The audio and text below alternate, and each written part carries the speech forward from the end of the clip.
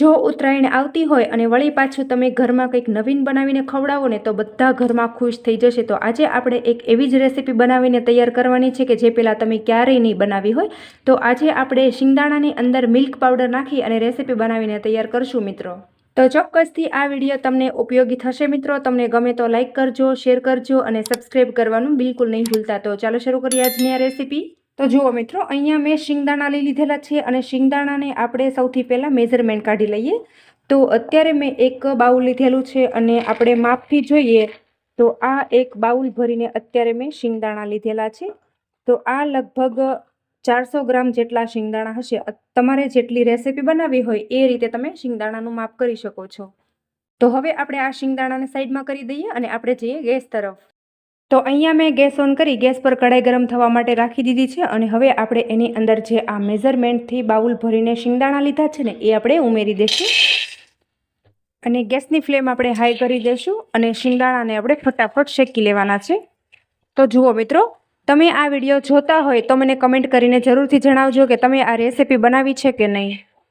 તો જુઓ ફ્રેન્ડ્સ, શિંગદાણાની ચીક્કી, દાળિયાની ચીક્કી, તલની ચીક્કી, ડ્રાયફ્રૂટ ચીક્કી તો તમે હજારો વખત ખાધી હશે, પણ શું તમે શીંગની આ રેસીપી બનાવીને ક્યારે ટ્રાય કરી છે કે ક્યારે ખાધી છે કે નહીં એ મને કમેન્ટમાં તમારો ફીડબેક જરૂરથી આપજો. અને ખાસ કરીને તમે આ વિડીયો ક્યાંથી જોઈ રહ્યા છો ને એ પણ મને કમેન્ટમાં લખવાનું બિલકુલ નહીં ભૂલતા. તો જુઓ ફ્રેન્ડ્સ, આપણે જ્યારે શિંગદાણા શેકીએ ને તો એને નોર્મલ એવી જ દાજ પડવી જોઈએ, વધારે આપણે નથી દાજ પાડવાની. જો આપણે વધારે દાજ પડી જશે ને તો જે અંદરનો સફેદ ભાગ છે ને એ પણ કાળો પડી જશે. તો આ રીતે આપણે શિંગદાણા શેકીએ ને તો નોર્મલ એવા જ આપણે શેકવાના છે, જેથી કરીને આપણી રેસીપી એકદમ સફેદ દૂધ જેવી બનીને તૈયાર થાય.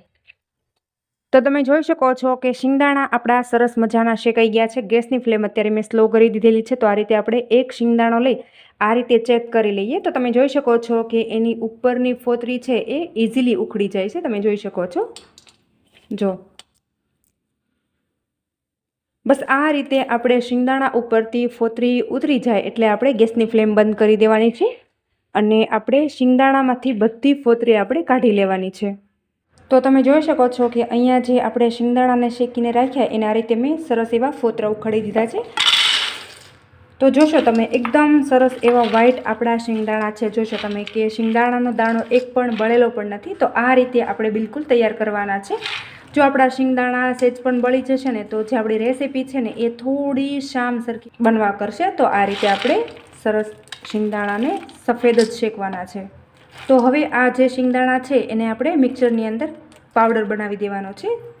તો અહીંયા મેં એક મિક્સર જાર લીધેલું છે અને આપણે જે શિંગદાણા છે આપણે એની અંદર નાખી અને પાવડર કરી લેશું.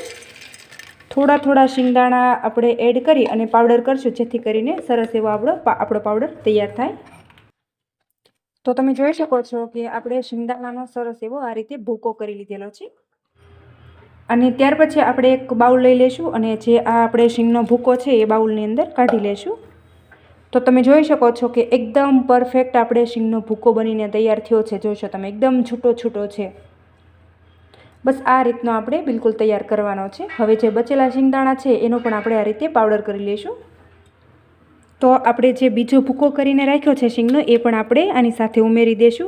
હવે તમે જોશો કે આપણે આ રીતે શિંગદાણાનો જે પાવડર કર્યો એ એકદમ સફેદ દૂધ જેવો બનીને તૈયાર થયો છે. જેવો આપણે કાજુનો ભૂકો કરીએ ને બિલકુલ એ રીતનો આ શીંગનો ભૂકો તૈયાર થયો છે. અને આ રેસીપી બનાવતી વખતે તમે અમુક ટિપ્સનું ધ્યાન રાખશો ને તો તમારી રેસીપી એકદમ પરફેક્ટ બનીને તૈયાર થશે. જેવી બજારમાં મળે છે ને બિલકુલ એ રીતની તૈયાર થશે મિત્રો. તમે જોઈ શકો છો. તો હવે આપણે આગળ વિડીયોમાં કીધું હતું કે આપણે આ રેસીપી છે એ મિલ્ક પાવડરથી બનાવવાની છે. તો જે આ શીંગના ભૂક્કો છે એની સાથે આપણે થોડો એવો જ મિલ્ક પાવડર એડ કરી દઈશું. અહીંયા મિલ્ક પાવડર મને ખૂબ જ ઓછો ભાવે છે એટલા માટે હું એકદમ ઓછો એડ કરી રહી છું. જો તમને વધારે ભાવતો હોય તો તમે વધારે પણ એડ કરી શકો છો, પણ અહીંયા હું એકદમ ઓછો એડ કરી રહી છું. તો આ રીતે તમે થોડો એવો મિલ્ક પાવડર એડ કરશો ને તો આ રેસીપી છે એ એકદમ માવેદાર બનીને તૈયાર થશે. અને હવે આપણે આ શીંગના ભૂક્કાને સાઈડમાં કરી દઈશું અને આપણે જઈએ ગેસ તરફ. તો હવે આપણે આ રેસીપીના ગળપણ માટે અહીંયા મેં ખાંડ લીધેલી છે અને આ 300 ગ્રામ જેટલી ખાંડ છે. તો અહીંયા આપણે જે શિંગદાણા હતા ને એના મેઝરમેન્ટથી મેં અત્યારે ખાંડ લીધેલી છે. તો આપણે એને ઉમેરી દઈશું. તો હવે અહીંયા આપણી જે આ ખાંડ છે એના કરતાં પણ ઓછું આપણે પાણી લેવાનું છે, તો એ પણ આપણે ખાંડ સાથે મિક્સ કરી દઈશું. તો આ ખાંડ છે એની આપણે ચાસણી બનાવવાની છે અને ગેસની ફ્લેમ આપણે સ્લો રાખવાની છે. જો આપણે હાઈ ફ્લેમ પર કરશું ને તો પાણી બધું બળી જશે અને ખાંડ આપણી ઓગળશે નહીં. તો આ રીતે સ્લો ફ્લેમ પર આપણે ધીરે ધીરે હલાવતા જઈશું અને ખાંડની આપણે 1.5 તારની ચાસણી લઈ લેવાની છે. તો મિત્રો હું અત્યારે આ રીતે કરું છું તો તમને કદાચ થોડો ઘણો આઈડિયા આવી ગયો હશે કે આપણે શીંગની કઈ રેસીપી બનાવી રહ્યા છીએ. જો તમને થોડો ઘણો પણ આઈડિયા આવી ગયો હોય ને તો મને કમેન્ટમાં જરૂરથી જણાવજો અને તમે વિડીયો ક્યાંથી જોઈ રહ્યા છો ને એ પણ મને કમેન્ટમાં લખવાનું બિલકુલ નહીં ભૂલતા મિત્રો. તો બસ મિત્રો આપણી ખાંડ સરસ એવી ઓગળી ગઈ છે અને બસ આ રીતનું થાય ને ત્યાર પછી આપણે આ રીતે તવીથાની અંદર લઈ અને આ રીતે આંગળીની મદદથી આ રીતે ચેક કરી લઈશું. થોડું આપણે ઠરવા દઈશું અને પછી આપણે આ રીતે ચેક કરી લેવાનું છે.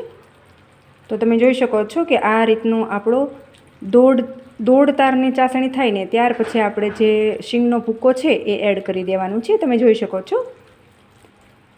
તો આપણી ચાસણી પરફેક્ટ એવી આવી ગઈ છે મિત્રો, તમે જોશો.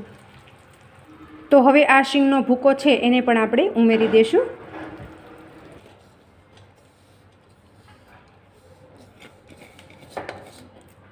અને સરસ આપણે આ રીતે હલાવી અને મિક્સ કરી લેવાનું છે.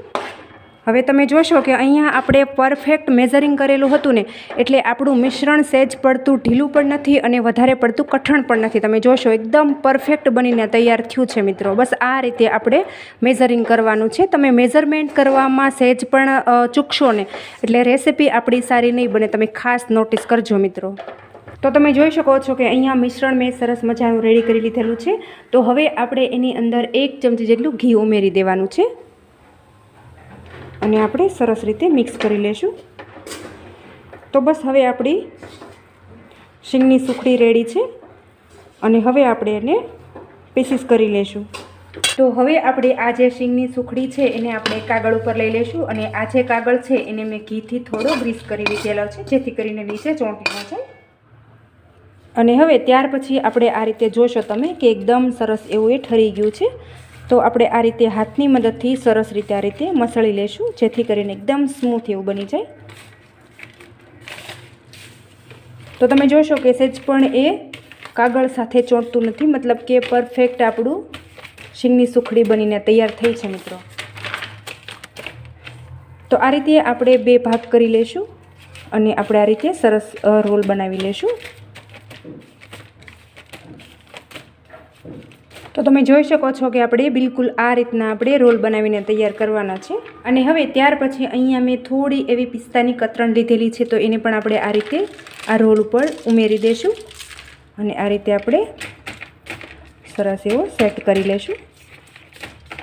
આ રીતે આપણે થોડું એવું દબાવશું ને એટલે રોલ સાથે પિસ્તા ચોંટી જશે, જોશો તમે.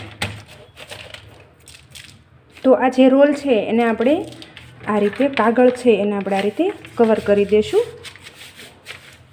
આ રીતે કરશું ને એટલે સહેજ પણ ફાટશે નહીં અને એકદમ સરસ એવો પરફેક્ટ એ સેટ થઈ જશે. આ રીતે બંને રોલને આપણે આ રીતે કરી દેવાનું છે અને રૂમ ટેમ્પરેચર ઉપર આપણે રાખી દેવાનું છે. 1 કલાક તમે રાખશો ને એટલે એકદમ સરસ એવું એ સેટ થઈ જશે, જોશો તમે. આ રીતે બસ આ રીતે બંને રોલને આપણે કરી લેશું. તો તમે જોઈ શકો છો કે અહીંયા મેં આ બંને રોલને રેડી કરી લીધેલા છે અને હવે આપણે એને 1 કલાક રૂમ ટેમ્પરેચર ઉપર રાખીશું ને એટલે આપણી સુખડી એકદમ સરસ એવી સેટ થઈ જશે. તો હવે આપણે રોલને ખોલી અને ચેક કરી લેશું. આ રીતે આપણે ધીરે ધીરે રોલને ખોલવાનો છે, જોશો તમે એકદમ સરસ એવો એ સેટ થઈ ગયો છે. તો બસ હવે આપણે એને કટ કરી લેશું. એકદમ જેવી ધારદાર આપણી ચાકુ હોય ને એવી આપણે ચાકુ લેવાની છે જેથી કરીને આપણો રોલ સરસ રીતે કપાય.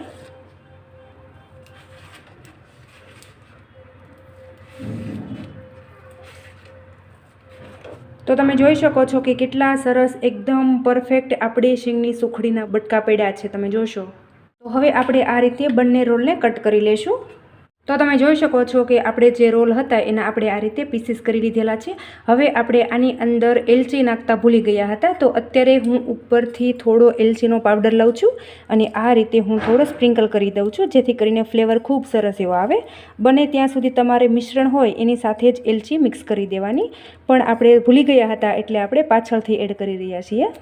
તો અત્યારે હું તમને એક પીસને આ રીતે તોડીને પણ બતાવી દઉં, તો તમે જોઈ શકો છો કે કેટલું પરફેક્ટ અને એકદમ જે દાંત વગરના હશે ને એ પણ આરામથી ચાવી શકે છે. એટલી સરસ મજાની આપણી આ સુખડી બનીને તૈયાર થઈ છે મિત્રો, તમે જોઈ શકો છો. તો હવે તમે જોશો કે અહીંયા આપણે શીંગના જે ફોતરા હતા એ એકદમ પરફેક્ટ ઉખાડેલા હતા અને શિંગદાણાને આપણે સેજ પણ બળવા પણ નહોતા દીધા, એટલા માટે આપણી રેસીપી એકદમ સફેદ દૂધ જેવી બનીને તૈયાર થઈ છે, જેવી આપણે કાજુ કતરી ખાતા હોઈએ ને મિત્રો, બિલકુલ એ રીતની બનીને તૈયાર થઈ છે. તમે જોશો કે એની અંદર આપણને સેજ પણ કાળાશ નથી દેખાતી, તમે જોઈ શકો છો. તો મિત્રો, તમને મારી આજની આ નવી રીતે શીંગ અને મિલ્ક પાવડરની રેસીપી બનાવવાની રીત કેવી લાગીને એ મને કમેન્ટમાં તમારો ફીડબેક જરૂરથી આપજો. અને તમે આ વિડીયો ક્યાંથી જોઈ રહ્યા છો ને એ પણ મને કમેન્ટમાં લખવાનું બિલકુલ નહીં ભૂલતા મિત્રો.